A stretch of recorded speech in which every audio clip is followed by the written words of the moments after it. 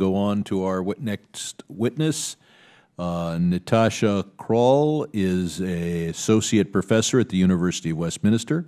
She's associated with the Center for the Study of Democracy. Her research and publications covered themes relating to democracy, political economy, identity, and feminist and post-colonial critiques. And we will now hear from Ms. Crawl. Or should Natasha. I say Dr. Crawl? Call, actually.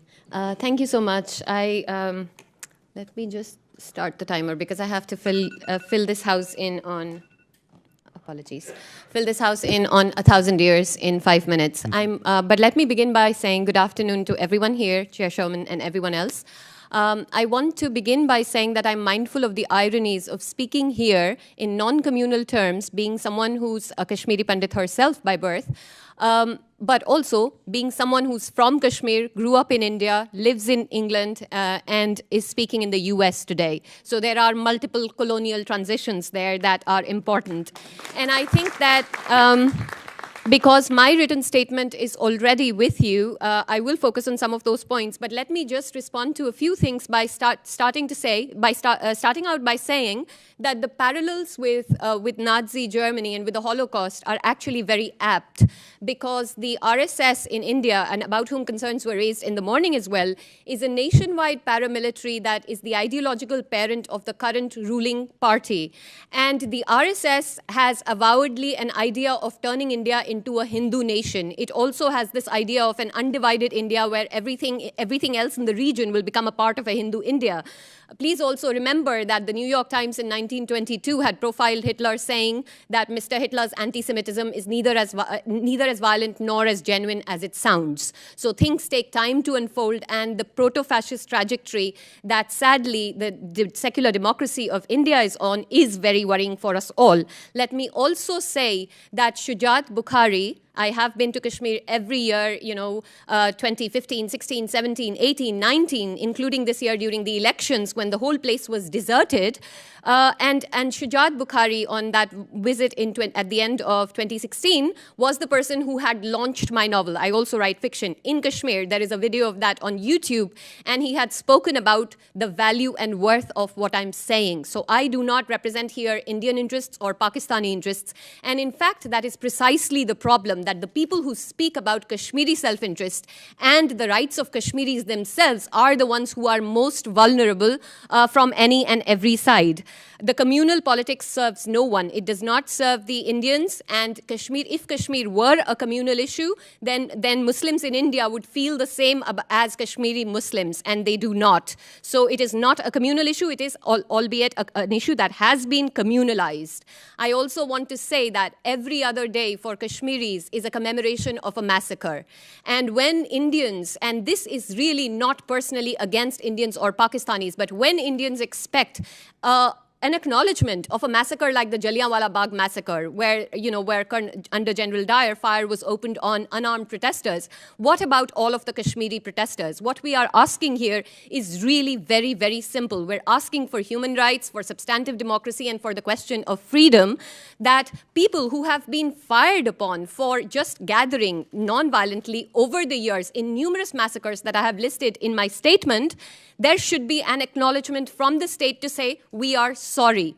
Nothing can move on until there is an acknowledgement of all of the human rights violations that have gone on for these people who have been an important site of early Buddhism, who have seen Hindu rulers, who have seen Mughal rulers, Afghan rulers, and then who have been sold for the equivalent of something like $150,000 in 1846 by clauses of the Treaty of Lahore and Amritsar without their consent, and who have then had an unrepresentative ruler who's, throughout the 19th century, it's a story of absolute tragedy. And when we come into the 20th century, I mean, Kashmir is one of the first interstate disputes that the UN was prominently involved in. And there are several resolutions in those early years that the UN was actually trying under various people to demilitarize, under Norton, under Dixon, under Menzies. This is a long and complex history, but that complexity should not blind us to should not obviate from us, obfuscate from us the very simple fact that there is a political problem here, which is compounded by human rights violations, and the international community has a role, because this has not just implications for Kashmiris who are currently under siege and under collective punishment, being deprived of their very basic rights, but it also has regional and potentially global implications, because people travel across borders, and ideas, when they are suffocated, and dissent, when it is suffocated, becomes the hardest to handle. So I want to say, I also want to look at the time, because can someone just tell me how many minutes, seconds do I have? I do have time. Okay, yeah, I do want to. I want to take my 5 minutes for sure. The question here is really not so much about Article 370. The fundamental question here is about the consent of the people. If something is being carried out, if something is being carried out for people's welfare, for their development, then why does it need tens of thousands of troops being brought in? Why does it have to happen overnight without absolutely any consultation of the people, with placing even the pro-India politicians in prison and then depriving the population of the right to say anything? If it is for their good, then why won't anyone of them be allowed to say something about it? This is an egregious human rights violation. It goes against consent, goes against fundamental principles of dissent as they relate to democracy, and as people who are being claimed in the name of a democracy as rights-bearing individuals, this is something that they fundamentally should be, allowed to do. This is arbitrary use of power with no accountability. Thank you.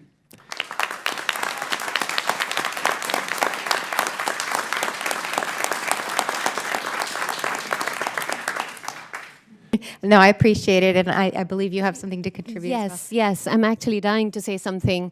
So we recently, me and Atharzia, another Kashmiri, we compiled the first ever volume on women in Kashmir, entirely written by Kashmiri women scholars themselves. And the realities of it are astoundingly worrying. You know, there's the Kunan Poshpura mass rapes, there's various instances of sexual violence, the competing patriarchies of militarization and militancy that women have to face. But Kashmir is not backward when it comes to women's rights. In fact, compared to India, it has always been more progressive. In 1944, the new Kashmiri Manifesto, this is important. This is important for the world to know. In 1944, the new Kashmiri Manifesto actually specifically had a whole section on gender rights, which if you read today sounds progressive, and is. So Kashmiri women have always had their rights. In fact, much of what has been going on, this is a very colonial move on the part of the nation states around it, of claiming as if they are liberating Kashmiri women, as if they are mere territory. And in the aftermath of the revocation of Article 370, BJP leaders said, we are going to now marry fair Kashmiri. The first thing somebody wants, before they want human rights, they want to live. I've heard that rationale, but it still doesn't explain the lack of transparency to me. Ms. Kaul, could you address that? Yes, absolutely. There's no justification whatsoever for what they're doing, and they know that, which is why it is important for them not to let people speak. In fact, elderly women in Srinagar who were protesting in Kashmir Valley were detained, arrested, released on the condition that they sign bonds saying that they won't speak to the media. This is just 2 days ago. So it is fundamentally not about violent actors. It is about knowing that what is being carried out is politically and constitutionally not right, and it doesn't have the support of people. I'm sorry, let me stop you before my time runs out, because I just want to say as an observation here, and I wish we had more time for all of you to weigh in, that to me, when there isn't transparency, something is being hidden. And this is what really concerns me terribly. The Indian government has justified the repeal of Section 370, et cetera, Article 370, as somehow a major step forward for women's rights.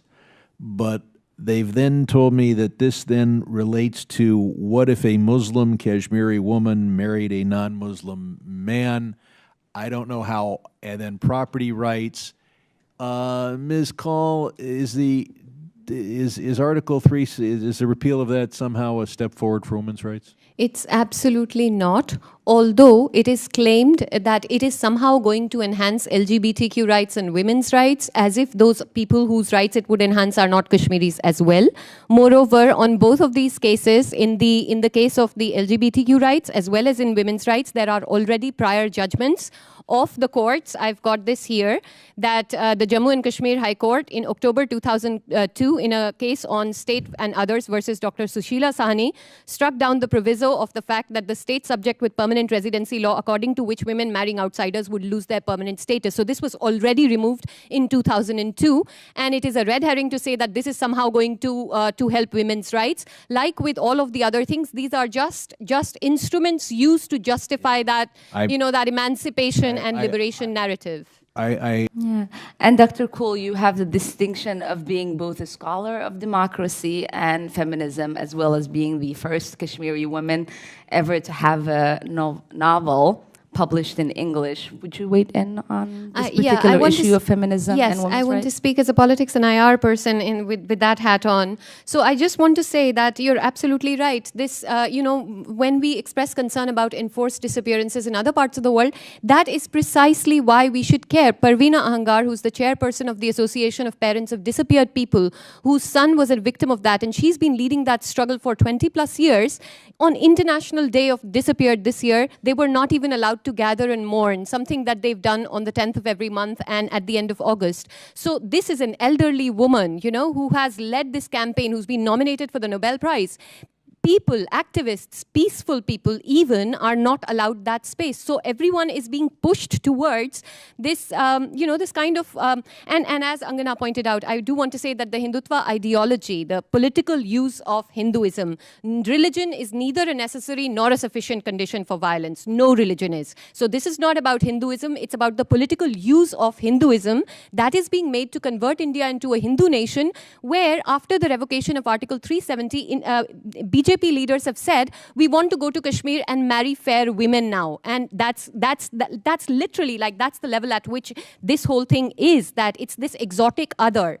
And the reason that all of this continues, the question of territorial integrity, it's really not simple. It's, the British did what they did, but we're in the world now. And as the statement says, outside your archives, the past is a prologue. The future is the story that we have to write right now. It's not a simple question of territorial integrity, because Article 370 according to which Kashmir had its own constitution, its own flag, and its control over defense, except for defense, telecommunication, and external affairs, Kashmir was autonomous. That autonomy has been literally taken away, overnight. And that was the article that was keeping that political dispute in some sort of a frozen zone. Now that's gone. And what we are fearing is the worst to come. All right.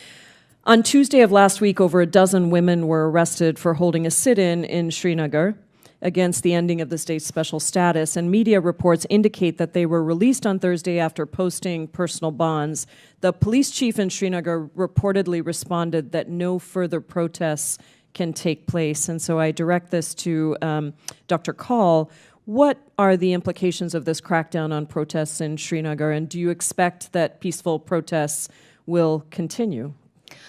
It is very hard, and it's, for people to register how they feel. The two key words here are consent and dissent, right? The consent of the people has not been taken into account, is not being allowed to be expressed, and dissent against what has been done is not allowed either in India too. So in India, there are several activists, and this is why this is not about all Indians. There are numerous Indian activists who have been speaking up against what's happening and what India is doing in Kashmir, and they also have been targeted for saying those things, especially women activists who have tried to say that. So if anyone dissents, they are labeled as anti-national. So, the point here, and this is, I'm not making this up, this has been going on over the years, as you know as well, and as you indicated earlier. So the thing here with America, which has this, this important history, is to recognize that at this present moment, democracy and human rights are under threat globally. globally. It is not the unique preserve of America. I must say that. All anti-colonial struggles throughout history have been carried out in the name of human rights. So we must acknowledge the capacity of people, including in Asia, to be able to know and speak for rights. And that is what they are doing. But when they are crushed like that, it is our duty as as people who realize that these projects, these political projects are feeding off each other. And that is why it's important for American foreign policy to also realize that what's happening is going to destabilize, increase violence, and radicalized violence in Kashmir is not a problem for radicalized actors, including statist actors in India. And that is going to be a disaster because there is a large minority population of Muslims in India. And the fact that people keep referring to Kashmir Valley and the Muslim majority region as being the only problem, that there is a reason why Genocide Watch put this on an alert, because the winter is coming, and throughout all of these are real concerns is all I want to say. And I want to be able to say that, as democracies. Thank you. protest is The important. time of the gentlelady has more than you so expired. much. The Thank you so much. ever patient gentleman from Arizona is recognized. If you like our channel, please subscribe, and to get notifications about news, please click the bell icon.